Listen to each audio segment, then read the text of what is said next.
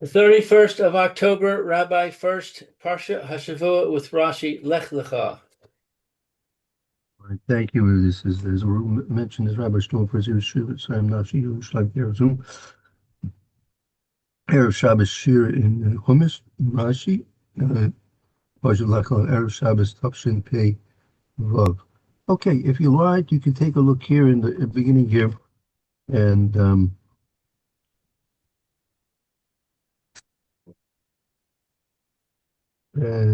beginning of chapter 15, Tesvav. Chapter 15, Tesvav. Tesvav. Okay. Okay. Okay. 15. Okay. So let's see. Achar ha-devarim ha'ele haya devar Hashem el Avram b'machazeh lemor al tira Avram anochi magen lach secharcha harbe ma'od. After these events, the word of Hashem came to Avram in a vision, saying, "Fear not, Avram, I am a shield for you. Your reward is very great." Rashi says, after these events, whenever it says achar, meaning after, it is close upon the events mentioned previously. That's like a rule. When you yes, Roy, you have something to say? I'm not with you. Is it 15? Chapter 15, right? The very first verse. Oh, the first. Chapter 15, the first verse. Sorry. Right, I've got it. Thank you. I was looking at 20 something for some reason. All right, thank you. Okay. So Rashi says, when you see this expression, acher, hadavar ma'edo, that means they're joined in close proximity. It's not something which happened a long time after the previous thing.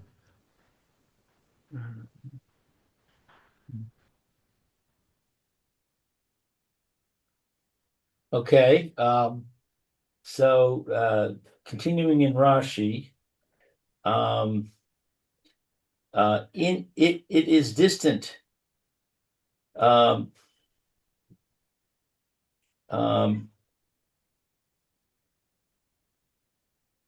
After these events, here implies after this miracle had been performed for Avram, that he killed the kings whose forces vastly outnumbered his. And he was worried and said, "Perhaps I have received my full reward for all of my acts of righteousness." This is why the angel said to him, "Fear not, Avram. I am a shield for you against punishment, that you will not be punished for all of those lives which you killed. And regarding your worrying about receiving a reward, your reward is very great." So let's go back to the first comment of Rashi. That what was Avram Avinu afraid of? Because I was afraid he lost his merits. What did this? Why was he worried that he lost his merits? Because Hashem made a miracle for him in winning the war. So he won the war in a miraculous fashion, right? So because the miracles had to take place, that was a very serious concern to Avraham Avinu, that because of those miracles, he was sacrificing his reward in some way.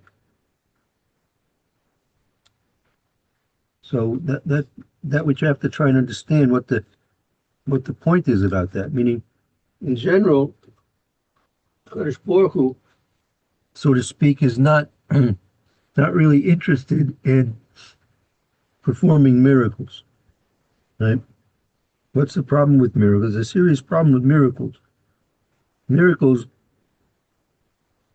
are those things which defy nature, right? They're miraculous. They're above and beyond nature. And that has a tendency to have people lose their bechira, lose their free will. I'm sorry, say it again. When people see miracles, there's a strong tendency that people will lose their free will. Oh, uh-huh. Mhm. Because HaKadosh Baruch Hu wants people to come to a belief and a trust in the HaKadosh Baruch Hu through logic, and to come to emunah and betachin through the obligation to have trust and faith in the HaKadosh Baruch Hu, not because they're going to be convinced against their will. And when people see miracles, that's going to more or less force them to believe and have faith in the Kadosh Baruch Hu.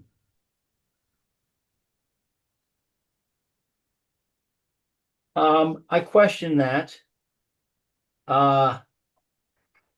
First of all, we have Hashem performing tremendous miracles at the Yam Suf, and that didn't seem to take away anybody's free will. And second of all, we have the example of Eliyahu Hanavi at Har Carmel, where he does the miracle, and all the idol worshippers, say, "Oh, Hashem is God," but then we learn that in a few days they all went back. Right. So, so that's a point that's discussed. If I think in the Sefer Madregas HaAdam, 1 minute, find it. See this point. First of all, okay, hold your question. Well, let's just go back. Let's just read what Rashi mentions here. Let's read the Rashi again. Rashi mentions again. Go ahead. Okay, so Rashi says, whenever it says after, it is close.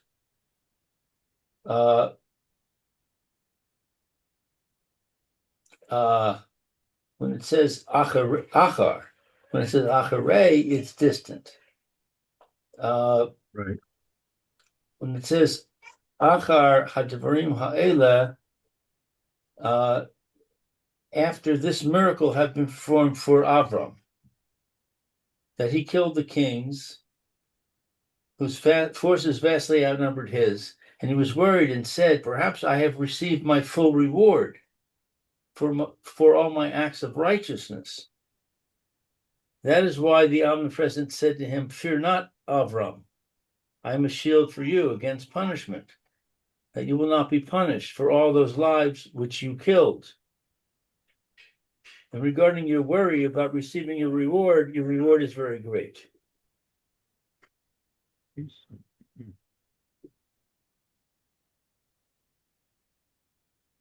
So we have to understand what was Avraham Avinu's worry about losing his reward. It sounds like he was concerned because he had killed a bunch of people. Well, I mean, The first thing Rashi mentions is he was afraid about his losing his reward because of the miracles. No, Uh, well, it doesn't say because of the miracles. It says, "Vayad doeg v'omer." He was worried, and he said, "Shema kibalti sachar." Perhaps I have received my reward. Al kol tzidkosai, for all of my righteousness. right. It doesn't say why he lost his reward. Well, one second. Would his humbleness come into it? In that he might feel that, oh look, so many great things have happened to me by Hashem. Maybe I don't deserve any more. From the point of view of being humble rather than having, or maybe as well as the kings. It's true. He was definitely humble. Abraham Avinu, probably more than anybody else, realized that it was because Baruch's acts that helped him that allowed him to win the war. In which case, if that's the case, then I'm not really sure what he's worried about at all. Look at what Rashi says. Acher shenasalo nes zeh. After it was done for him this miracle, what was the miracle? Where are you reading? Right there in the Rashi, directly in the Rashi. In the Rashi on verse 1. That's right. I don't see the word miracle. Oh, Nice. here we go. After these events, after this miracle has been performed for Abraham. What was the miracle? The miracle was that he was able to kill the kings, and they were much more powerful than him. So the miracle was he was able to kill the kings and much more powerful than him. And what for this? Excuse me? And what for this, did you say? He was able to kill the kings and Right. something for this. Through the miracle. So I'm not So sure let me ask you. about the connection between the miracle and the receiving his reward. Okay, that's something else. That's something else. Before we get to that, so let me ask you this question. Based on this Rashi, how did the kings die? Abraham killed them. With the sword. How did he kill them? He killed them, but how did he kill them? With a sword. No. Well, so where's the miracle? Because they outnumbered him. They were more powerful than him. That happens from time to time without miracles. Just Not when you're talking about thousands of soldiers against dozens. Well, look, Lou, you're right. They lost the Alamo. Remember the Alamo? They lost the Alamo. I know that. Right, even though they had Davy Crockett. Yeah, and Jim Bowie. Yeah, they had some top guys in there. That's But they right. were outnumbered tremendously. That's right. Was it anything to do with his ability with the sword? Well, the Medrash explains that Rabbeinu would pick up dirt and sand and throw it, and it would turn into arrows. Well, if That's that's a the case, miracle. that's definitely a miracle, yes. That's that night. That's right. So, But why isn't it said here? excuse me. Why wasn't that mentioned here, even by Rashi, let alone? Well, right. Rashi intimates to it. He says a nace. He doesn't go into the actual nace. Uh-huh. Okay. But Don't we have the same thing happening with Nachum Gamzu? Nachamis Gamzu, that's exactly right. When you, I'll just review for you the mice of the Gemara brings down a an event that took place with Nachamis Gamzu. They had to, I think, go to Rome. It wasn't actually going to Rome. Maybe it was going to the Roman consulate here in Eretz Israel, and they needed to have somebody intervene and ask for a reprieve of the Gezeras from the Romans. So they wanted to pick a a representative to represent the Jewish people. So they said pick Nachum Gamzu because he's Mulumed Benisim. He's used to miracles happening for him. So they told him where he had to go. They gave him a chest of jewels and gold and silver because when you want to influence the Romans, the best thing you can do to influence the Romans is gold, silver, and jewels, right? Right? That's, that's the way. That's the way you talk to a Roman. Even where it never stops. It's very effective, very effective. And so he went off on a journey with his a chest of gold, silver, and jewels, and he stayed overnight in a lodge. And so at nighttime, the host of the lodge took all the gold and silver and jewels out of the chest and filled it up with sand, with dirt. And Nachum Gamzu continued on his journey the next day. He didn't bother to check the contents of the chest. So he got to the Roman council, was speaking with the king, the leader, whoever it was happened to be there, and he presented his chest as a nice gift to the Roman, and opened it up, and they said, "What are you giving me? Sand? You give me dirt? You're making fun of me?" They were going to take him out to execution. So at that point, as they were taking him out to execution, Elionavi appeared as a Roman center, and intervened, and he said, "Perhaps this is the dirt of his great forefather Avram Avinu, by which he won the war by picking us dirt up and throwing it in and having changed into to arrows." So they said, "Okay, let's test it out."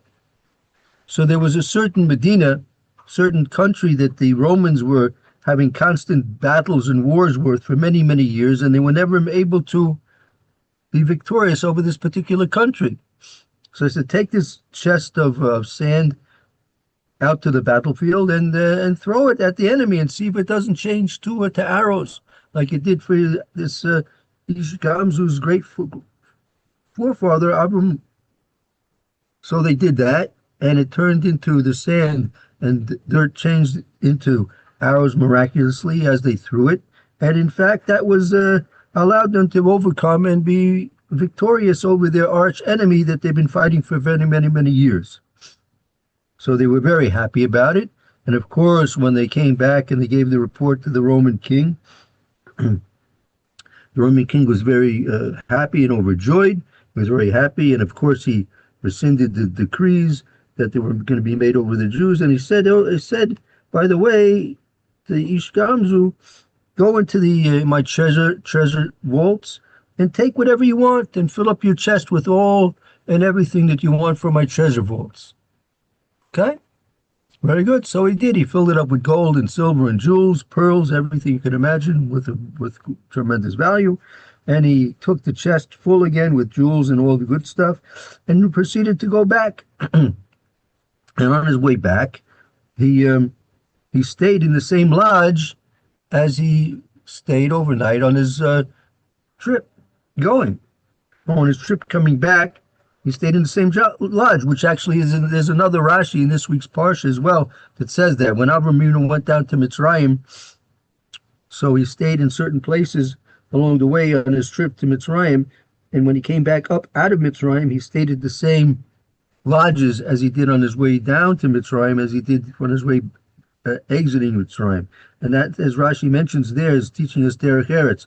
When you stay in a place, that you should always, if you return to the place, you should always go back to your original host, right? And it's derech eretz, because if you don't go back to your original host, it could be embarrassing for him, right? Because why? He may think, well, if I was really a good host, he would have wanted to stay back with me on the second time he came here, right? So the fact that he's not staying with me puts the host in a very sad situation, and he's embarrassed, and it could be publicly embarrassing for him as well. People will start to think and talk. Look, obviously he didn't treat him properly, because if he treated him properly, he would be happy to remain and stay in the place again. So why isn't he going back and returning in the same old lodging? Must be he wasn't treated properly. He's not happy, so he's not going back there.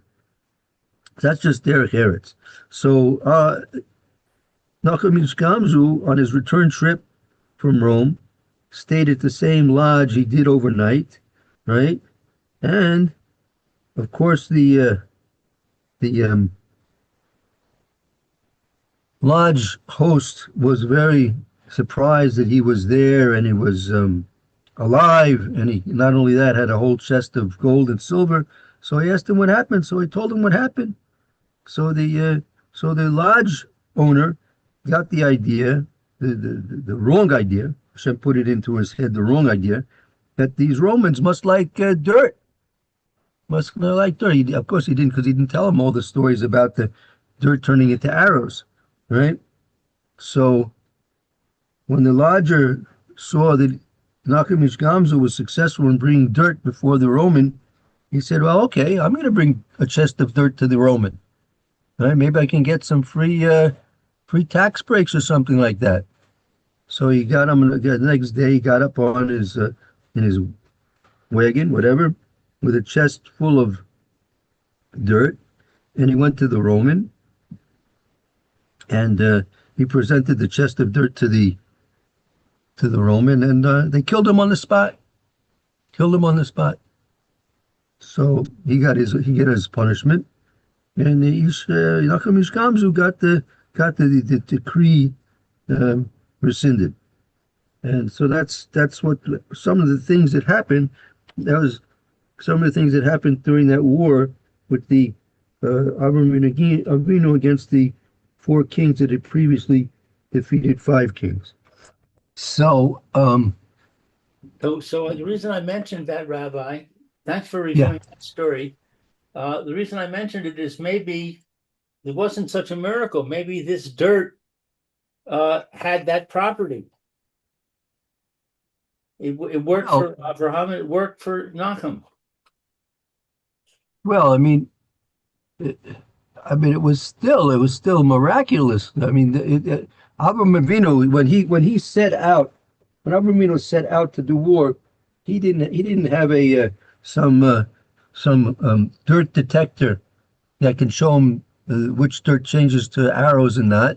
Hashem simply, whatever dirt he picked up, that we picked it up, and it turned to arrows. And you should know, there are midrashim that speak about during Hanukkah that the Hashmonaim, Matisyahu and his sons, did the same thing. They would pick up dirt, and it would turn into spears and into arrows. And also when the Greeks would be shooting arrows at the Jewish Hashmonaim, the Malachim would come turn the arrows around, and the arrows would strike those who shot the arrows. But no, it was clearly a nace. I mean, Rashi says openly it was a nace, right? So um, I want to emphasize this particular point. The kings were killed through a miracle, correct? Right. Mhm. And all those, apparently all those that were killed through the miracles that Hashem did. Hashem was doing the miracles. Avram Avinu wasn't doing the miracles. Right. So why is Avram Avinu worried about that he killed people? He didn't. In fact, he didn't kill people. He didn't kill people. Hashem was killing the people. Mhm.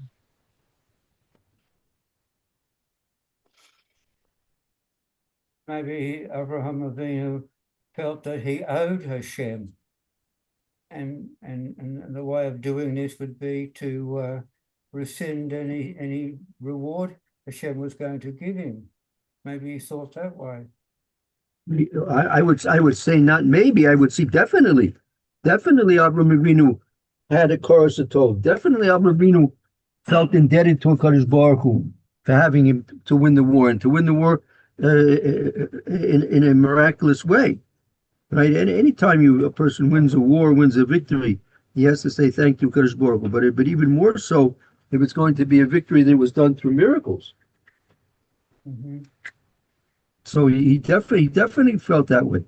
Now here he's worried about the fact that that he number one. See, let's look at the Rashi again. Okay, so Acher Shinasa Lo Nes. Take a look at those words. Leave the Davar Mukhlab is something else, right? But the Acher Shinasa after the miracle was done. Acher shenasa lo nes zeh. After that he performed for him this miracle. Sheharag es hamalachim. That he killed the kings. So again, who is killing the kings? Apparently, Kadosh Baruch was killing the kings. Meaning, let me give you another example. The Kriyas Yamsuf. We mentioned that a few minutes ago. Kriyas Yamsuf, right? Who killed the Egyptians? Hashem. He Hashem. say that all the time. Yeah. Hashem said it. Hashem killed. So why? So here, by Avram Avinu, who killed the people Avram Avinu was fighting against? Hashem. Hashem. Well, but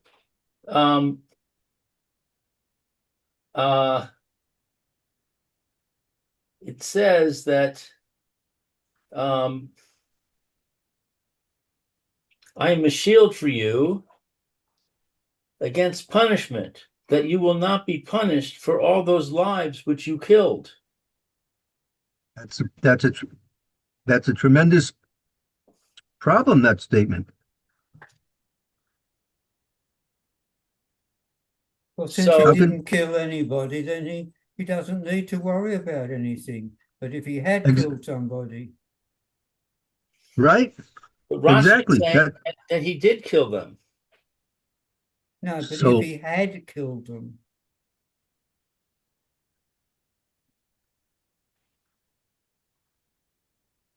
Again, they were killed by a miracle.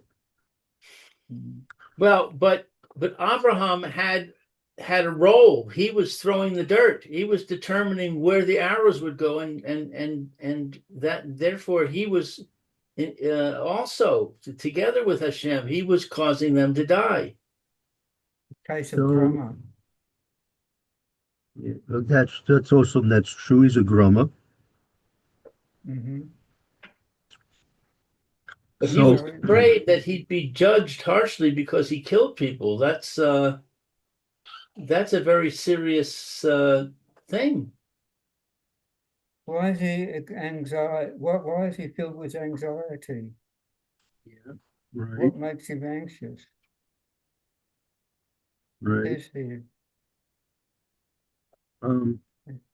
that he was anxious? He was afraid. Is it Right. afraid or anxious or what? Al tira Avram, do not fear. Hmm.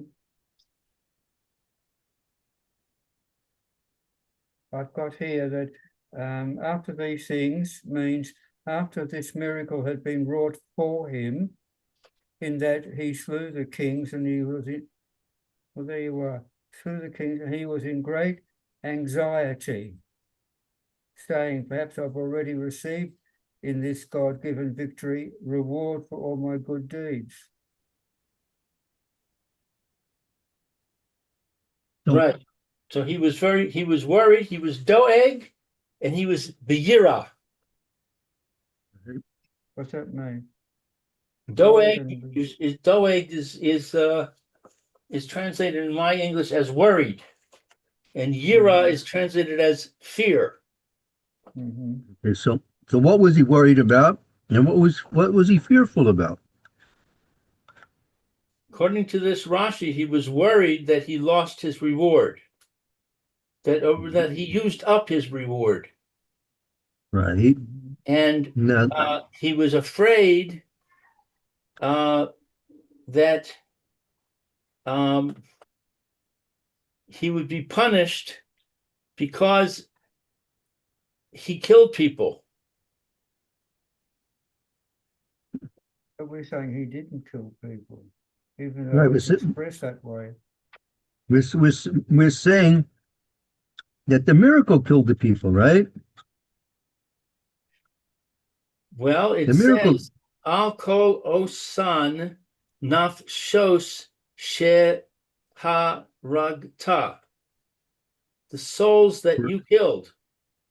right, right. So it's a little bit more complex than it seems. You know, it's complex. This is complex. Well, I mean, everything that happens in the world happens because Hashem causes it to happen. But nevertheless, um, we say he did this, she did that, uh, because it's like Hashem empowers them. Hashem empowers us to do things. But when we utilize that power, we become culpable for what happens. Good, good, very good. Now let me. Yeah, anyone else say what else? What? Yeah. What about we say, oh, the grass is growing, that's a miracle. And Right, that seems to be an ordinary thing. And if we water the grass and cut the grass and look after the grass, we're aiding and abetting Hashem in this miracle. But we're not the primary um, uh, enforcer of the miracle. This is the right, grammar thing, I don't know. But anyway, so there's if what do we mean that grass growing is a miracle, the sun is shining, it's a miracle. It's, to us, it's ordinary things. It's normal things that happen. right, What we call them miracles. So and we agree that they are actually miracles right under our very noses. But they're not right. So, miracles that transform natural. They are natural. If they right, transform nature, they are natural. yes, that's right. But then you have types of miracles like you have Kriyas Yamsuf, right? Mm, And in this case, Avram Avinu. These are miracles which are clearly above and beyond the norm. right. Now, I don't know. I'm just throwing this out as a question to discuss. Do we think that Avram Avinu was praying that Hashem should help him He definitely was praying that Hashem should help him. Was he praying that Hashem should help him in a miraculous way? Any way that What do- Hashem helps him would be miraculous. Well, let's say in the middle of a battle, Hashem decided to make an earthquake and swallow up the enemy, and they'll be gone from the face of the earth, like what happened to Korah. Mhm. Would that be a miracle? Yes, And especially if that, yeah, sorry. okay, go ahead. No, go on. Sorry. Now, if that was the miracle that happened, do you think Avraham Avinu would be worried about losing his reward? Depends on how he thought. Right. Well, it clearly Rashi clearly says that he was worried. Okay, so again, he was worried and he was fearful. So again, he was worried about what? He was worried about That he had used up his reward. okay, now What does that mean? Does that mean that he's worried that he was removed from Hashem's grave?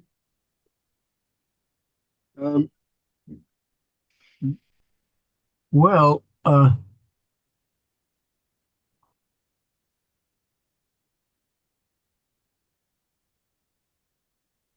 I think it's like when a person's going to have a nace done for him. I mean, if he's going to put, the way I understand it is as follows: if a person's going to put himself in a situation that's going to require a miracle to help him out of that situation, and Hashem, if he does miracles for that person, that is going to be a potential for that person to lose his merits. He has to pay for that miracle. That miracle has to be paid for. Okay? So maybe we could approach it like this. The question is, originally, Avraham Avinu, against all odds, went into this war against all odds. Was it necessary for him to go into this war? Why did he do it in the first place? Oh, so Rashi explains that Lot was captured. Lot was captured, and he wanted to save Lot. Now,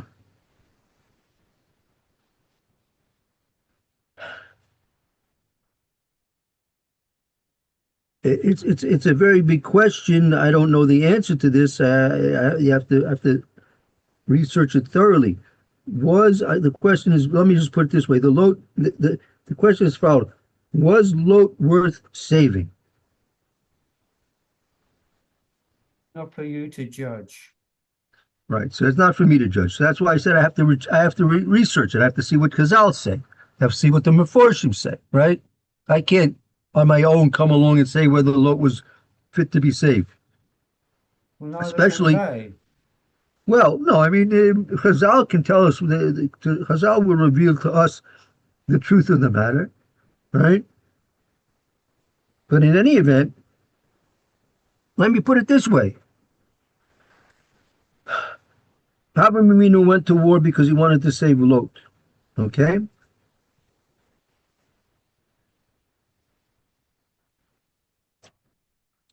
If we take that as our assumption, we can assume that Avraham Avinu deemed that Lot was worthy to be saved. Not necessarily. He could have said, Lot is a no-good scoundrel, but nevertheless, he's my nephew. I got to save him. Well, I mean, why? It's Abraham's obligation. I don't know. As a fellow Jew, maybe he'll reform after this and become a proper Jew, sort of observant. let's let's sharpen the question. If is a person obligated to put himself in danger to save somebody else? No. That's the real question. Did Abraham commit a sin by putting himself in danger? Okay, that's good. We're kind of focusing the point here. He obviously going to war, going into any war, even if you're stronger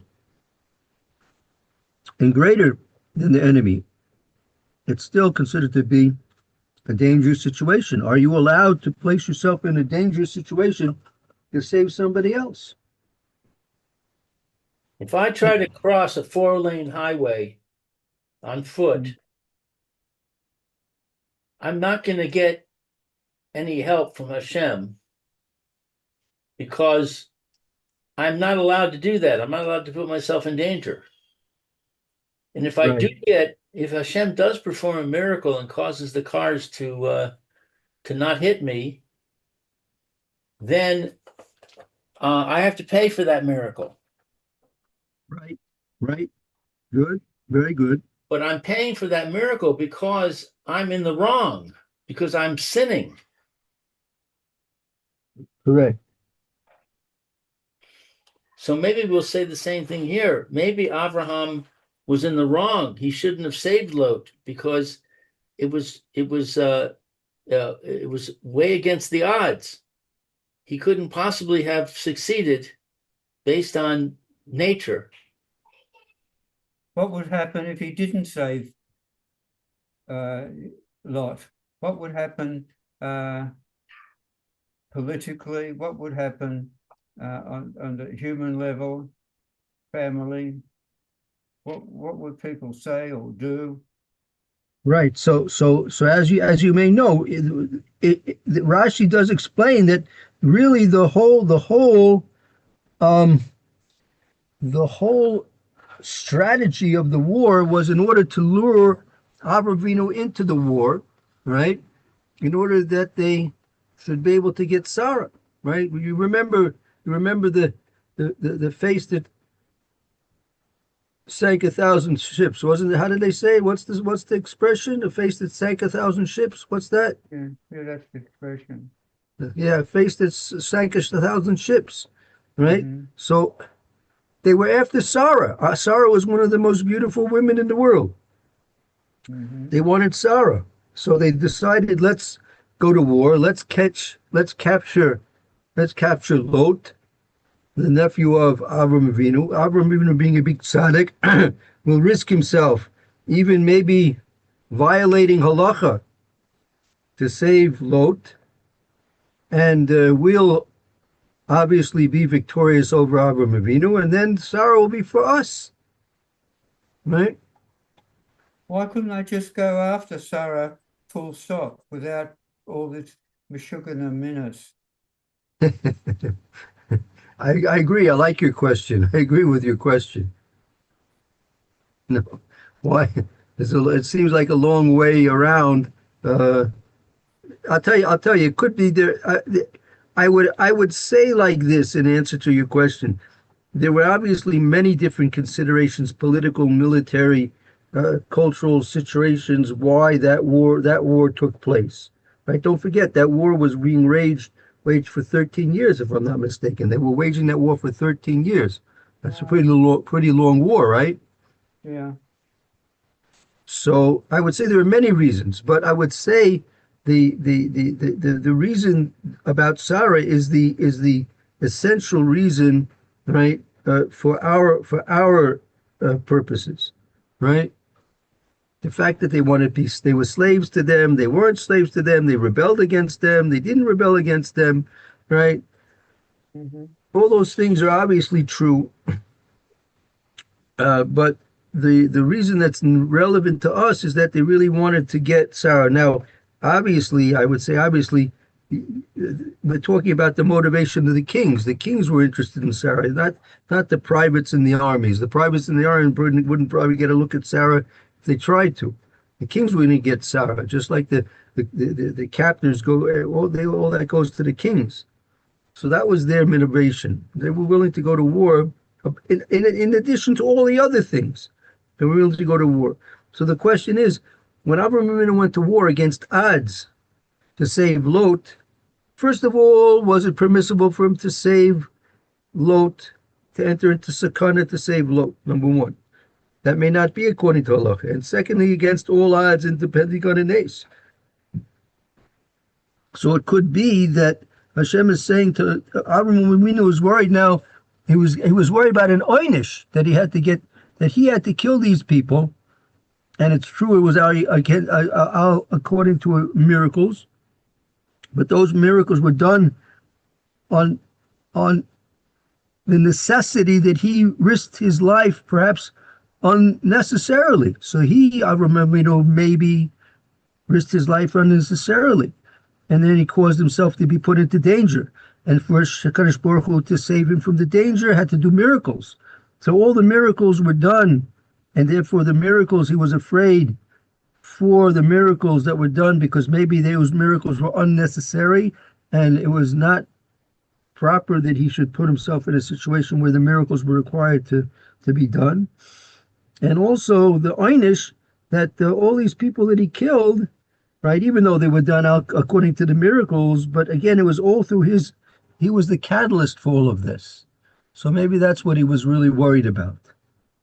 But Lou said before that if he was crossing the road, the four-lane highway, doing a silly thing, then Hashem wouldn't do a miracle for him. So the fact that he did a miracle for Avraham Avinu could mean that he approved. He said it was necessary, and Hashem approved of what Avraham Avinu did. Well, it could, even if Hashem approved of it, but you see, Avraham Avinu himself was concerned about the loss of his reward and the punishment for the killing. So, yeah, go ahead. Yeah, go ahead. Yeah. I just wanted to repeat what I said, that if it is so, then that Hashem would or wouldn't help you. You interpret what Hashem helps you as being approval, support, and not helping you as being condemnation of what you did. So Abraham would have seen that, wouldn't he? So something else. Yeah, true. But like, for example, go back to the Yam Suf. Go back to the Yam Suf. You don't see Moshe Rabbeinu saying, you don't say of Moshe Rabbeinu saying to a Kadosh Baruch Hu, no, don't worry about no miracles. We're going to swim. We're going to build rafts. No, Hashem, no miracles, please. No miracles. We're going to swim and build rafts. Why did Moshe Rabbeinu say, no, stop, we'll make rafts? They couldn't make rafts to get across over the Yam Suf. Maybe Avraham Avinu realized that the only way of getting the Bnei Israel to acknowledge Hashem was for them to see something to the greatness of a miracle like the Yam Suf. That the people and the rest of the world needed to see a miracle like that. Nothing else we don't impress them. Right, but we don't see any fear or any concern of Moshe Rabbeinu over the deaths of the Egyptians at the Yam Suf and the miracles that were done there. Right. Okay. Anyway. Sing. Yeah. Yes, and Hashem was happy to hear them sing. So, okay, anyways, a few things to think about. Thank you, Do you have Rabbi. any? Okay, Mitzvah Hashem, thank you both, and hopefully we'll see you on the beginning of the week. We're starting again, Roy. We're starting with our 9 o'clock schedule, 9 o'clock in the mornings. If you can join us, we'd love to see you. Thank you. All right. Okay, very good. Have a wonderful Shabbos, and Thank you. we'll see you. Thank you. Well, be well. All right, you too. Okay, take care. Okay. All right. Shalom Good bye. Shabbos. Bye-bye. Shabbat shalom. Good Shabbos. Shabbos. Thank you too. Good Shabbos. Shalom.